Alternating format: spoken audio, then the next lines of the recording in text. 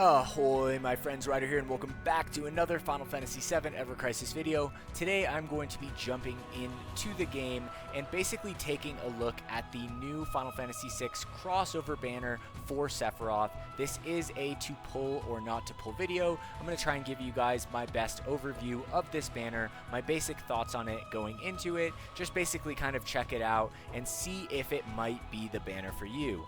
Alright, so that being said, we're going to jump over here. I'm going to do my typical thing. I want to actually see the aesthetic of the weapon when it's being used. So there it is. It gets a pretty sweet blue glow, and he kind of turns around and goes for a lunge right there. So pretty cool. Not the coolest animation I've seen, but it definitely does look cool. Now I'm going to go in here and we're going to check out the actual costume itself. Honestly, guys, I really like it a lot. I honestly like it a lot. I really like Sephiroth as a character. My first thing is that, like, of course he has Tempest, and this is this is technically his second water arcanum, right? Correct me if I'm wrong, but I'm pretty sure he had another arcanum. I thought that the costume for Tempest was an arcanum. It could have been a buff debuff extension, or it might be both. I don't know. I can't remember. I didn't pull for it, so I'm not really sure. But Tempest is a physical weapon, and this is a magic weapon. Most of the time, your DPS, you don't want them to be doing your breaking. So I'm not exactly sure like how congruent and like confluent the Tempest and this setup is going to be. But it is the best, technically it is the best magic water setup in the game right now, and it comes with a really freaking cool costume. It looks freaking awesome, guys. I said it in my patch video, I'll say it again. Kind of reminds me of a weapon from Dynasty Warriors right here. I just love the whole setup. Like, he wears it so well. The little ponytail right here, the silver hair, the long flowing cloak, the like kind of older kind of knight's armor going on with the ruby in the middle of the chest. It looks sick. I don't know what you would call this around his waist, like a tassel or I don't even know what you would call that, guys. Someone let me know what you guys would call that, but it looks cool. I like it a lot. For me, 10 out of 10 on the costume right there. It looks absolutely awesome. Alright, now let's go in and let's take a look at the costume. Alright, so the first R ability is going to be Physical and Magical Ward, which is going to raise the physical and magic defense by 15%.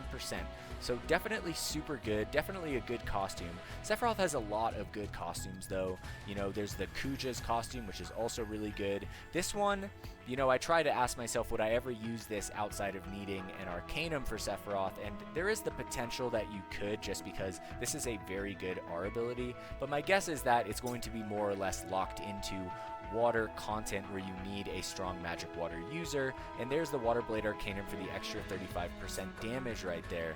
So all in all, the costume itself is also very, very good.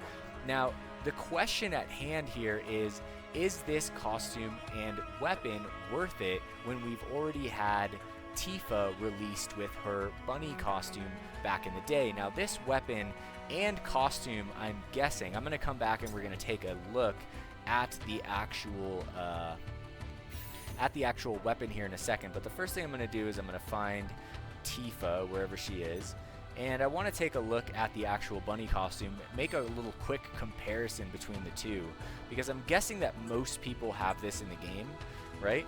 So here's the first R ability right here, boost magic ability potency by plus 10 points, right, which is going to get you that attack stance command gauge max magic ability damage plus 15%, also with the water ability damage. So this one is definitely not as tanky as the Sephiroth one, and probably in the content coming out, we're going to feel that a little bit, especially for players that are trying to use Tifa. Applebot is pretty dang good at trying to make it harder to use characters from before, right? But that doesn't stop great players from making that happen.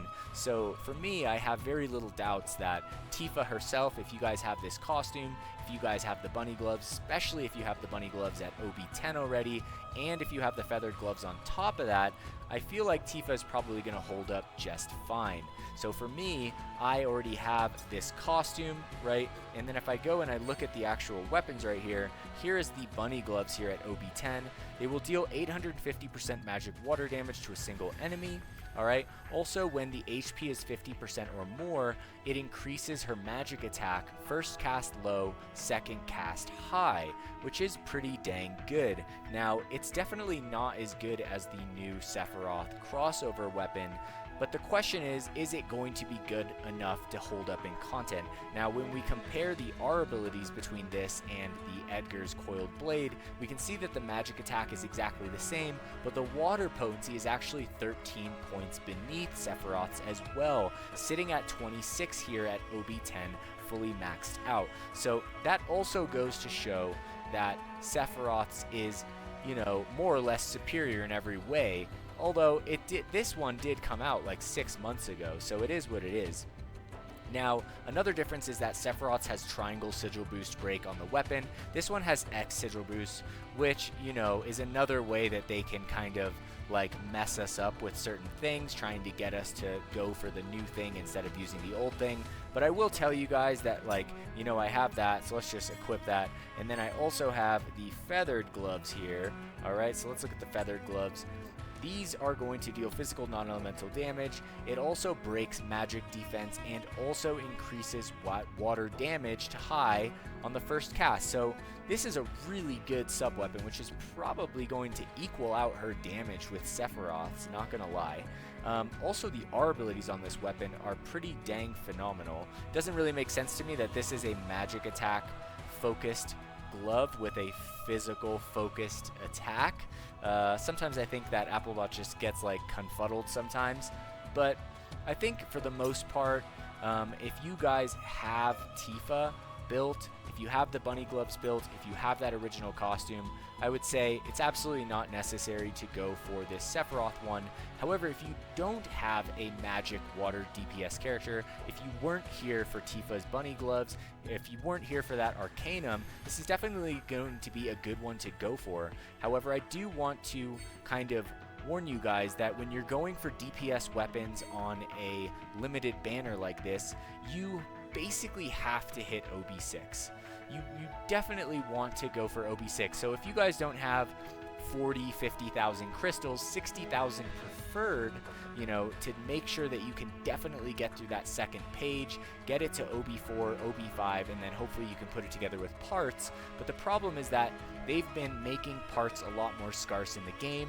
The shops have less parts in them, the packs have less parts in them, and I feel like we're really going to start to feel that in the next 6 months. You know, a lot of my characters right now, I have like 0 to 100 parts on them, and there just hasn't been, you know, the right packs, there hasn't been the right number of them, and so it's definitely getting harder. So you guys just want to keep that in mind when you're going for weapons like these. I really don't recommend going for limited DPS weapons and not going for at least OB6. So if you can't get it, I just don't think it's worth it to really go for it.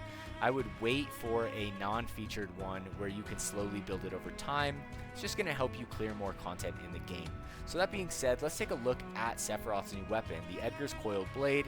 Here at base 5-star, magic attack 289, will deal 520% magic water damage to a single enemy. Also when debuff is granted to target, times 1.2 damage right there.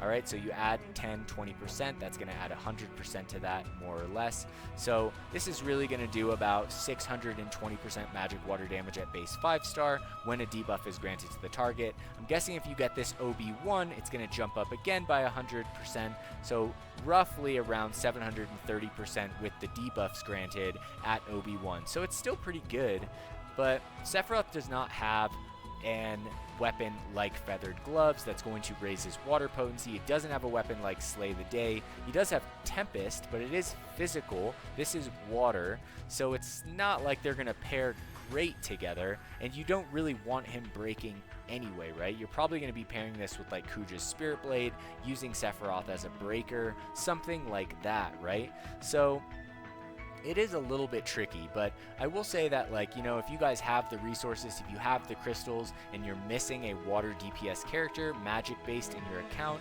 it's definitely something to consider going for, I would say. Alright, now our abilities at base 5-star, magic attack 30, water potency 12, then as support abilities we have magic attack boost times 1, 2 in the second slot, and then like I said, the triangle sigil boost, which is different from Tifa's X right there, which I'm guessing is going to come back to bite us for everyone that's going to be using Tifa here and not Sephiroth. Alright, now if we take this to OB6, magic attack jumps to 635.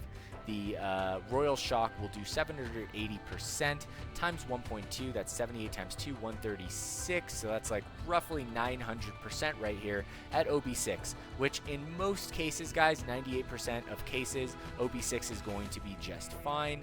You know, for me, I normally pull to OB6 on limited weapons if I can, and then I slowly take them to OB10 over time. So like it took me, you know, the entire 6 months from pulling Stream Saber at the half anniversary all the way to the anniversary to get it slowly from OB. I think I got it to OB7 when I first pulled it, and then eventually getting it up to OB10. But like I said, guys, those parts are becoming more and more rare. It's going to be harder and harder to do that over time, especially with this limited packs and stuff that's going on with it. So I just want you guys to keep that in mind when you're going for something like this. Think about it in the long term and what you can feasibly get it to. I think OB6 is more or less going to be good enough in most cases. In some cases it won't be, for sure, on super hard content, crashes, you know, new summon battles, etc. But in most cases it's going to be good, right? Now, let's take a look at this weapon in its truest form. OB10, 693 magic attack, which is very high, so almost breaking 700. I'm not sure we've had something that actually breaks 700, but definitely getting close right there. Royal Shock plus will deal 940% magic water damage. You know, you'd add the 20% to that, and that's 94 times 2, so basically 200%. Essentially, this is doing like around 1,120% magic water damage at OB10, which is very strong. It's very powerful, guys, and that is with the debuff in effect. The R abilities are better than Tifa's bunny gloves here, with the water potency being 13 points higher right there, you know. But essentially, you know, hers is at 26, so you minus that in 2 in the sub slot. Actually, it would probably be in the main slot, so it would probably be fine right there, but it's just something to consider here, guys. Alright, well, that is essentially going to be, you know, the overview of this weapon. So like I said, guys, I think that, you know, for me personally, I'm going to be skipping this. The fact that I thought for sure Cloud would be dropping today, the fact that Cloud did not drop today, you know, and seeing the animation color for both him and Tifa in the teaser trailer leads me to believe that there is a chance, just saying a chance, guys, that potentially light and dark elements might be dropping soon, right? Especially with Cloud and Tifa coming last, especially with Cloud's animation for the weapon being kind of darkish purple, Tifa's being kind of light, and it being like the holy beam, right? Or the, I can't remember the exact name of it, but you know, I'd say there's a decent chance that it is. Now, if there are a light and dark arcanum about to be dropping, then I want to be prepared for that. So, like I said, this banner doesn't end until December 4th. Let's go back to Aerith's, also December 4th.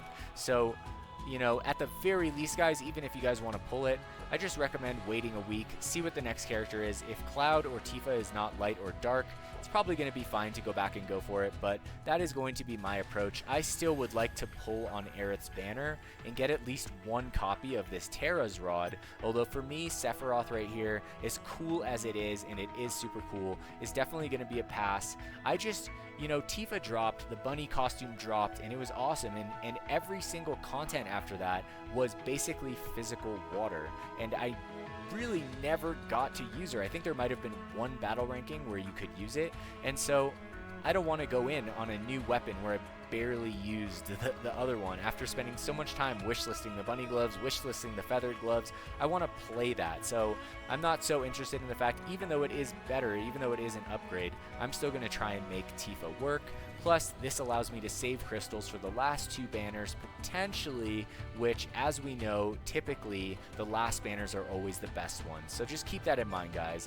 Alright, so that is going to basically conclude this video. If you guys have any questions regarding your account, more specific questions, just leave a comment. I always answer them, so I'm happy to help you guys as well. And also, feel free to reach out to me on Discord. I've helped, you know, hundreds of players at this point. Sometimes people are a little shy, but if you guys have a question question, just shoot me a DM. It might take me 2 or 3 days to get back to you, depending on how busy I am with the books, everything that's going on with me trying to get my visa in Peru right now, but I will eventually get back to you guys, for sure. I always do. So yeah, that being said, I do have a small announcement. We have a guild right now. It is a very casual guild. It's called Chocomog, and Chocomog is looking to recruit more casual players into the guild, and we are also looking for a potential leader of this guild. Now, this guild is very casual, and as a leader, you can take it and kind of do with it what you guys want, depending on like the vote inside the guild with the other players. But these are players that are newer to the game, so if you're a newer player to the game, if you're looking for a guild, if you're trying to get those guild bonuses, you guys can come join our alliance. You guys can join Chocomog. You'll have access to all the other information from the other guilds. You can ask people questions. It's just a fun kind of overall community, and Chocomog is recruiting for both players and potentially a leader. So if you guys are interested in that, just shoot me a comment on Discord. You can find the link to join our Discord in the description of all of my videos. It is called the Curseborn Discord, and we would be happy to see you guys there. So that being said, I hope you guys all enjoyed this video. If you did, please don't forget to drop a like, subscribe to the channel for more Final Fantasy VII Ever Crisis content. I will catch you guys on the next one. Peace.